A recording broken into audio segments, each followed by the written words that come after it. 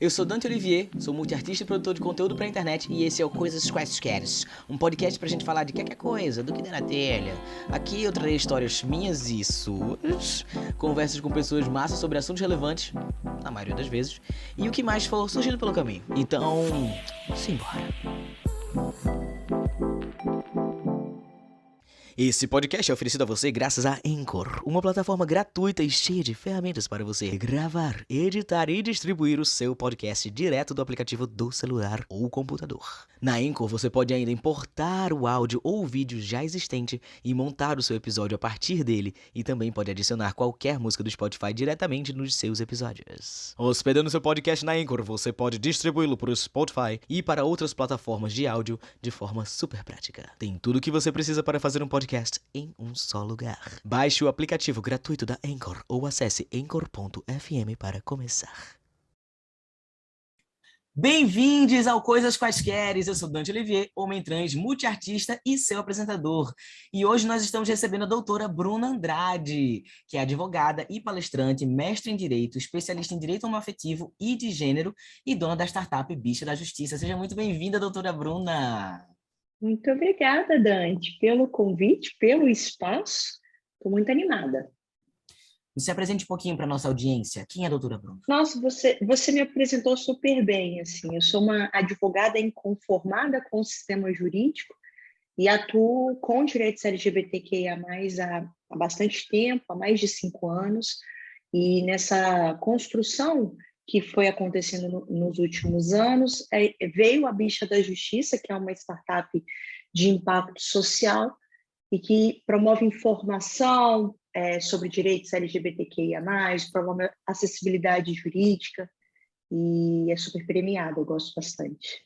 Chiquérrima nossa convidada de hoje. Então, gente, nessa série agora, a gente vai conversar um pouquinho sobre direitos da comunidade LGBT, especialmente focando no direito das pessoas trans, dentro de vários tópicos super importantes e relevantes. A gente vai começar o papinho de hoje falando sobre documentações e burocracias, retificação de nome, documentações, tudo isso que são estresses, que são perrengues que a gente sempre passa. Então, hoje o nosso objetivo vai ser simplificar a vida de vocês para com as documentações e burocracias. Então, doutora Bruna, um tempo atrás a gente fez uma live onde a gente conversou sobre várias questões de direito, da pauta jurídica mesmo, né, que nós, enquanto pessoas LGBTs, temos. E aí achei mega importante a gente trazer essa conversa para cá também, para ficar de fácil acesso, para ver se a gente espalha essa informação para mais pessoas. Então, vou te fazer várias perguntas que nos competem, são super importantes para a causa LGBT, para pessoas LGBTs. E, enfim, nosso papinho hoje vai ser sobre isso. Mande todas elas. Vamos lá. Uns 4 ou 5 anos atrás, eu retifiquei meu nome. E o processo era mega burocrático e difícil. Como é que está esse cenário hoje em dia? Tá, vamos lá.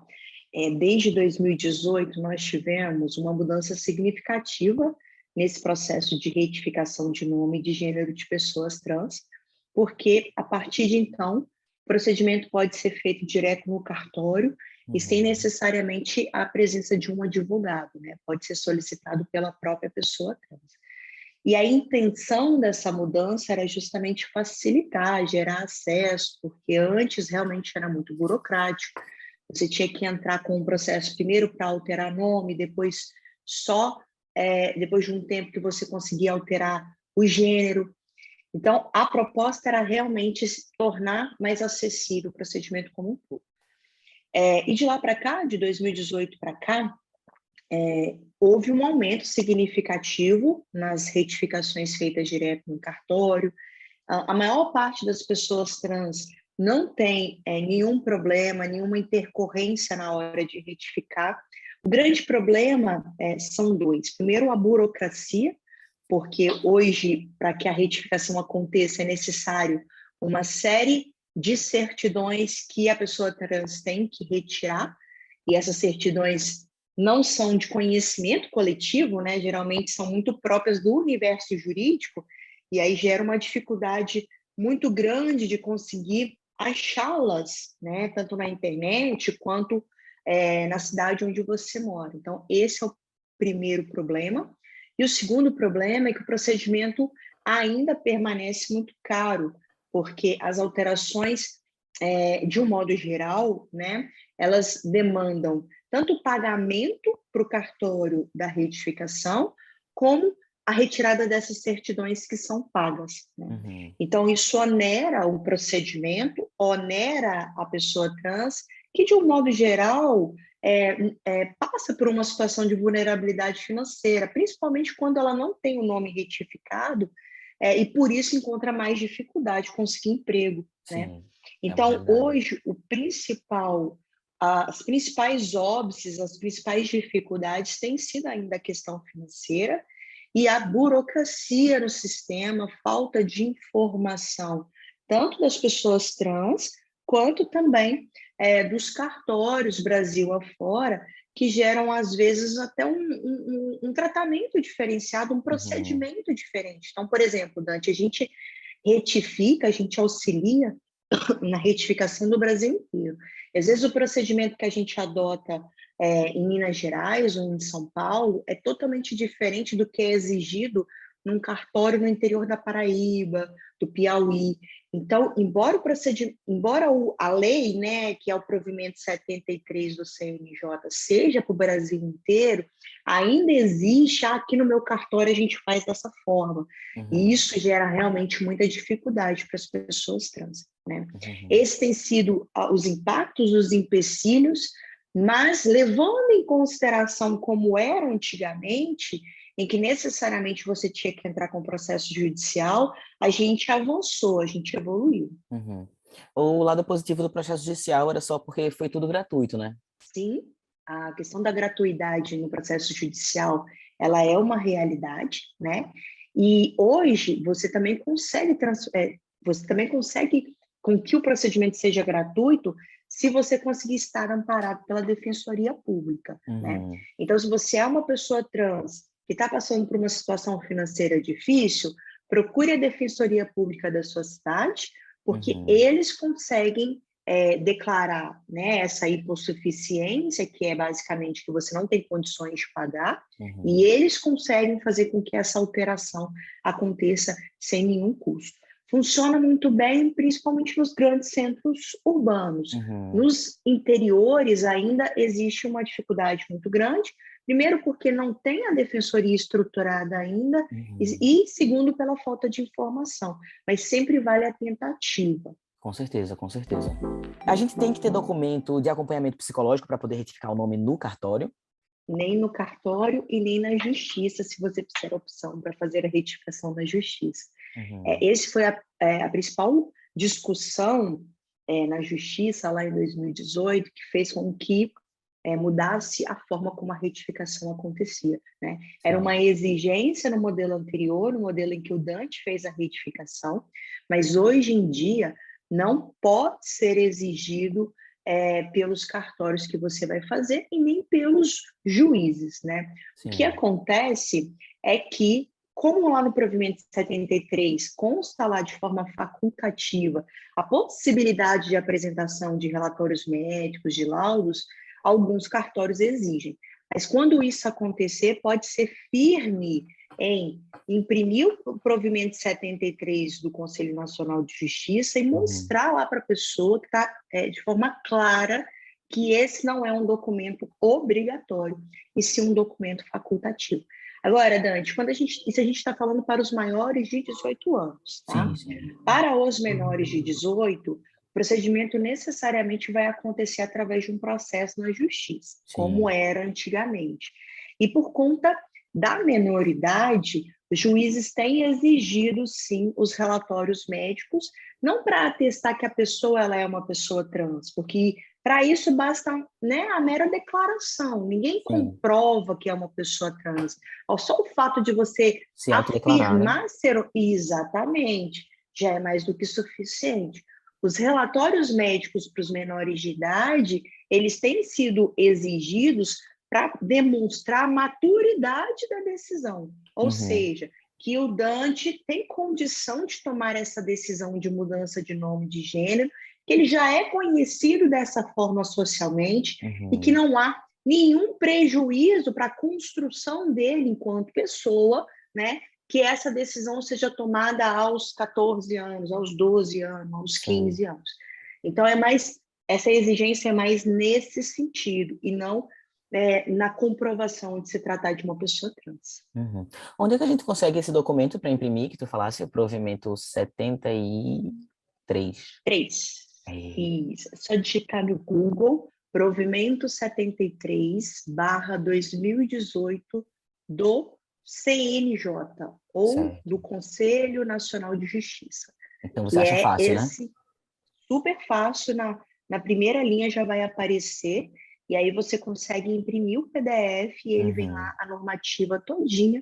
Você consegue ler, não tem muitas palavras difíceis, é difícil entender as certidões, né? Porque são muitas, são quase 30 certidões, mas entender o que é exigido e o que é dispensado, isso vocês conseguem com muita facilidade. E aí, se tiver algum problema no cartório, eu sempre recomendo imprimir e levar lá para eles. Olha, está escrito aqui que eu Sim, tenho esse direito, que não é dessa forma como vocês estão falando. E sim. se eventualmente vocês não fizerem, eu vou fazer uma denúncia aí nos órgãos, que é a Corregedoria ou no próprio Conselho Nacional de Justiça. Chega causando, né? Tem que chegar causando. Exatamente.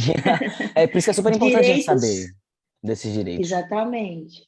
Saber dos direitos é super importante, porque aí você consegue tomar poder e exigir que eles realmente sejam né, implementados. Então, se Sim. você não tem um papelzinho lá para mostrar para eles, dificilmente eles vão levar em consideração, né, se forem ignorantes, no sentido de ignorarem a informação, né? Então, quando você leva isso por escrito, ó, tá aqui, tá escrito, eu aprendi, e aí quando você imprime, você realmente garante que aquela pessoa vai cumprir da forma como está escrita. Sim, sim, com certeza. Agora, doutora, existe a alteração do documento só para o nome social, né? Exatamente. Como ela Existe funciona? essa segunda opção, que é a adoção do nome social, que ela é diferente da retificação por três pontos principais, Dante. Primeiro, porque não há possibilidade de você trocar o gênero no nome social, né? Então você mantém o gênero originário. Segundo, porque o seu nome de registro, ele não é retirado do documento que você está incluindo o nome social. Sim. Na verdade, é exatamente isso. Você inclui o nome social. E aí vem lá, nome de registro é XXX, nome social Dante e o sobrenome, ok? E o terceiro é que o nome social, ele não é permitido em toda documentação ainda, não existe regulamentação em todos os documentos, como acontece na retificação. Você pode alterar no RG, no CPF, você pode alterar no título de eleitor. Hoje você ainda não pode alterar na carteira de trabalho, né? Não pode alterar no passaporte ainda. Então, existem essas dificuldades. Então, a gente costuma dizer que o nome social é um paliativo. O que é um paliativo? É algo meio que intermediário para te apresentar uma solução imediata dentro daquilo que você está construindo mais à frente. Sim. Geralmente ele é indicado, e eu percebo que há uma intercorrência maior do nome social nesses casos, em 3 hipóteses. Primeira, quando são menores de idade, porque como a retificação precisa ser judicialmente, então às vezes falta uma questão financeira para entrar com o processo, aí faz a alteração, faz a inclusão do nome social. O segundo caso são as pessoas trans não binárias, porque nessas hipóteses, às vezes não quer alterar o gênero, porque como ainda não é possível, de forma massificada, colocar o gênero não binário, então só acrescenta o nome como a pessoa é conhecida para não ter que alterar a documentação toda, né? E a terceira hipótese são aquelas pessoas que são recentes na transição, né? Ainda estão num processo de solidificação da identidade de gênero, que a gente sabe que não acontece da noite para o dia, né, Dante? É um processo, algumas pessoas vão construindo a sua identidade de forma mais rápida e outras pessoas demoram mais. E aí, para não ter uma alteração global da documentação ainda, faz a inclusão do nome social até que tenha um pouquinho mais de segurança para que haja essa alteração completa. Né? Sim. Então, incluir o nome social é um processo mais rápido, mais fácil. Super rápido, super fácil, super mais barato do que a retificação. Você também faz no cartório?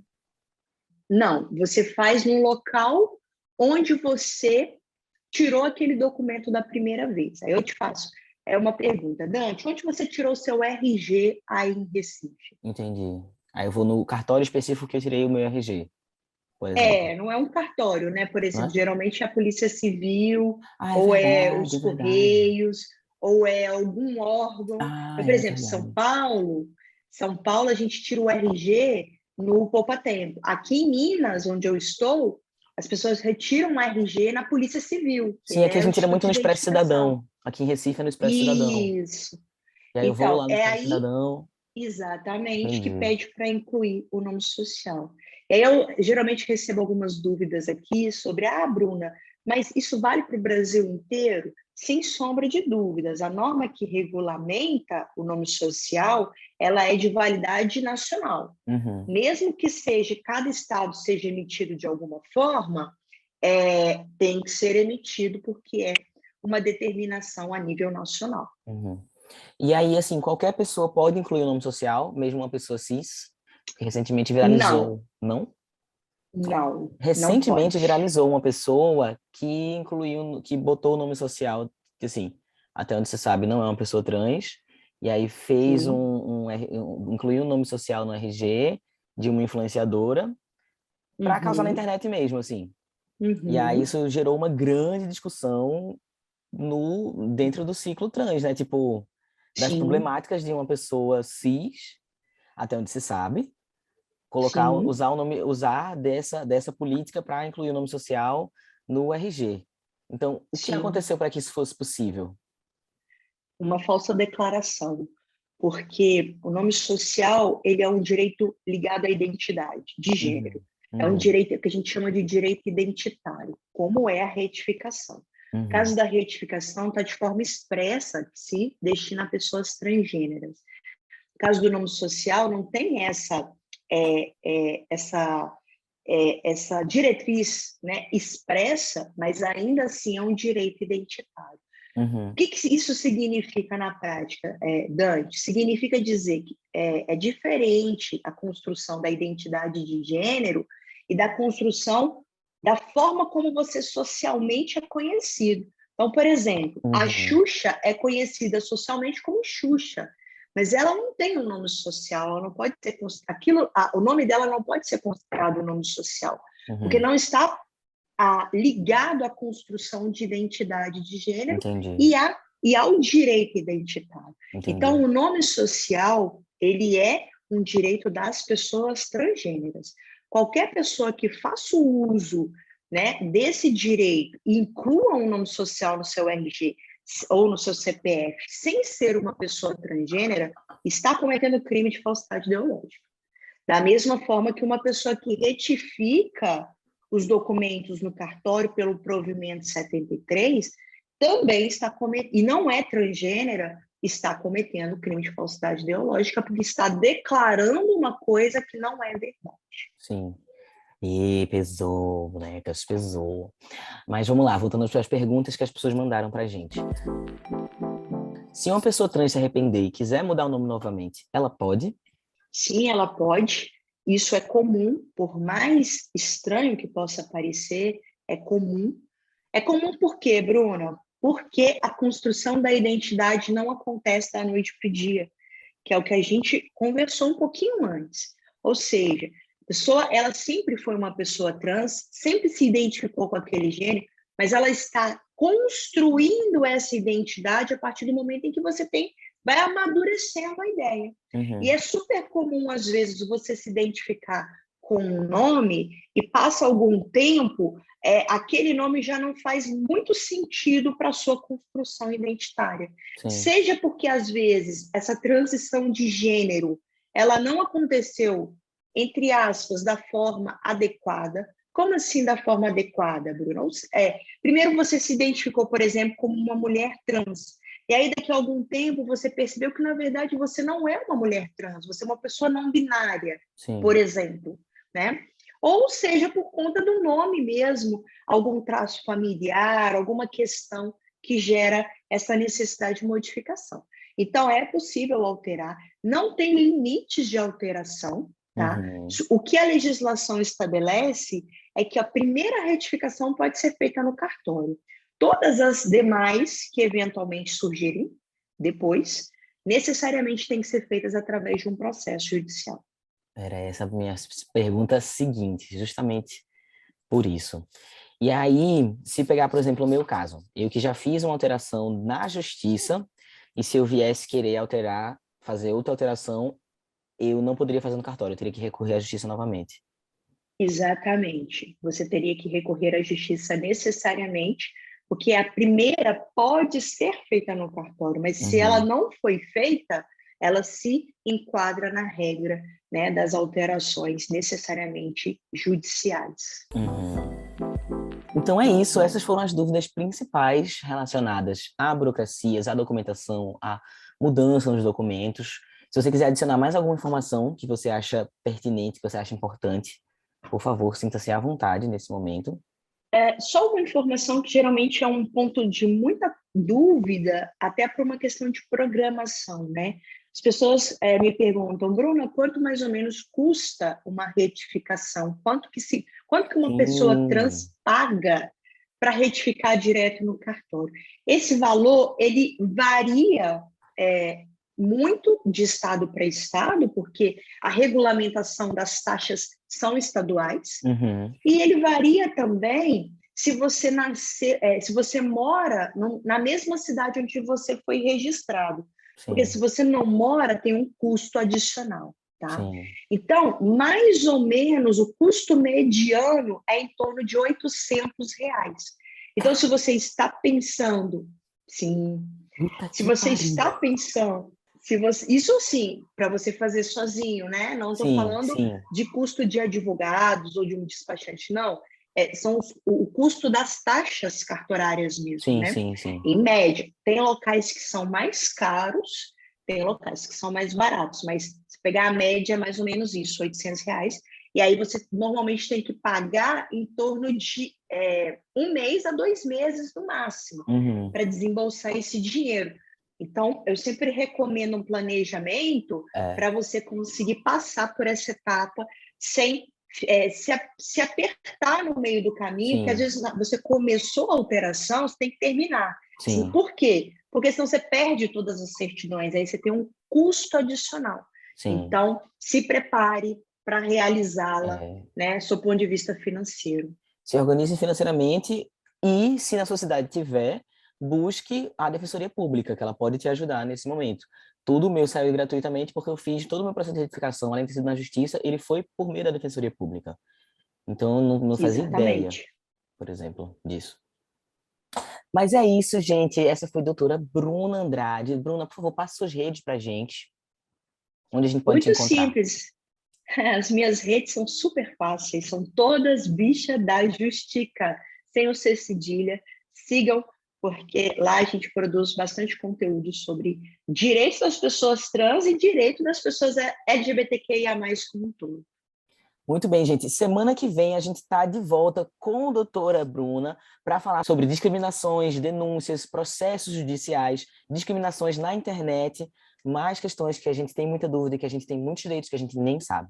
Então fica ligadinho, ativa aí o sininho de notificações e a gente volta aqui na semana que vem. Eu sou Dante Olivier, você pode me encontrar no TikTok como dante.olivier e Olivier Dante no Instagram e Twitter. E até semana que vem.